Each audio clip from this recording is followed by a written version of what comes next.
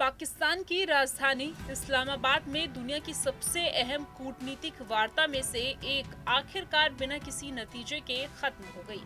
करीब 21 घंटे तक चली इस मैराथन वार्ता के बाद भी अमेरिका और ईरान के बीच कोई समझौता नहीं हो सका। ये बातचीत सिर्फ एक डील नहीं बल्कि उस जंग को हमेशा के लिए खत्म करने की कोशिश थी जिसने पिछले कई हफ्तों में पूरे मध्य पूर्व को हिलाकर रख दिया था।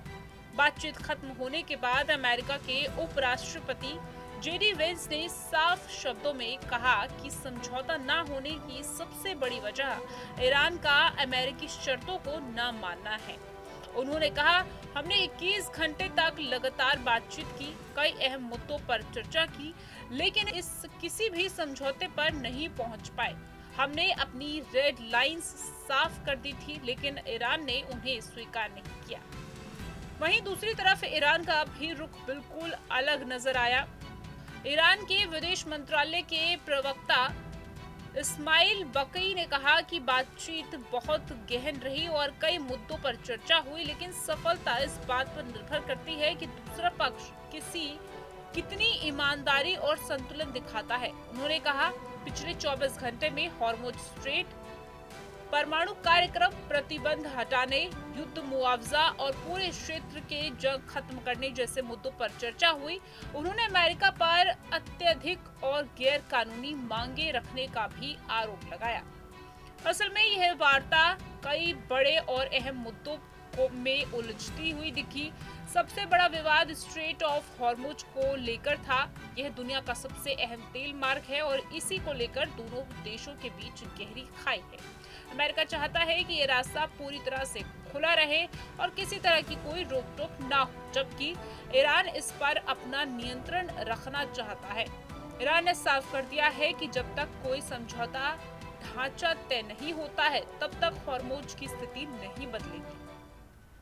दूसरा बड़ा विवाद परमाणु कार्यक्रम को लेकर है। अमेरिका चाहता है कि ईरान अपने परमाणु कार्यक्रम को खत्म या फिर सीमित करे, जबकि ईरान इसे अपना अधिकार मानता है और इससे पीछे हटने को तैयार नहीं है। ईरान स्पष्ट कर चुका है कि वह परमाणु बम नहीं बनाएगा, लेकिन यूरेनियम संवर्धन नहीं छोड़ेगा। यही मुद्दा बातचीत में सबसे बड़ा अड़ंगा बना है। जेडी वेंस ने भी इशारा किया है कि ये मुख्य कारण है जिसकी वजह से समझौता नहीं हो पाया। इसके अलावा ईरान ने प्रतिबंध हटाने, विदेशों में फंसी अपनी संपत्ति को रिलीज करने और जंग में हुए नुकसान का मुआवजा देने की मांग भी रखी है। वहीं अमेरिका इस सभी मुद्दों को अपनी शर्तों के साथ जोड़कर देख रहा था। दोनों पक्षों के बीच यह टकराव इतना गहरा था कि बातचीत के बावजूद कोई साझा जमीन नहीं बन पाई। इस बीच अमेरिका के राष्ट्रपति डोनाल्ड ट्रंप का बयान भी काफी चर्चा में रहा। उन्होंने कहा, चाहे डील हो या ना हो, अमेरिका के लिए कोई फर्क नहीं पड़ता है, हम हर हाल में जीतेंगे। ट्रंप के इस बयान से साफ हो गया है कि अमेरिका इस बातचीत को लेकर अपना उतना दबाव में नहीं है जितना कि ईरान पर दिखाया जा रहा है। अब सबसे बड़ा सवाल ये है कि आगे क्या होगा। फिलहाल दोनों संभावनाएं सामने हैं। पहली, अगर दोनों देश अपने रुख में थोड़ी सी नरमी लाते हैं तो बातचीत दोबारा शुरू हो सकती है और कोई समझौता निकल सकता है। दूसरा, अगर टकराव ऐसा ही बना रहा तो जंग फिर से भड़क सकती है, खासकर कि हॉर्मुज स्ट्रेट और क्षेत्रीय हमलों को लेकर। मसलन इस्लामाबाद की ये बातचीत उम्मीदों के साथ शुरू हुई थी, लेकिन नतीजा निराशाजनक रहा। फिर भी कूटनीति का दरवाजा पूरी तरह से बंद नहीं है। अब नजर इस बात पर है कि क्या दोनों देश अपने अपने रुख से थोड़ा सा पीछे हटेंगे या फिर दुनिया एक बार फिर से बड़े टकराव की ओर बढ़ेगी। Team news street.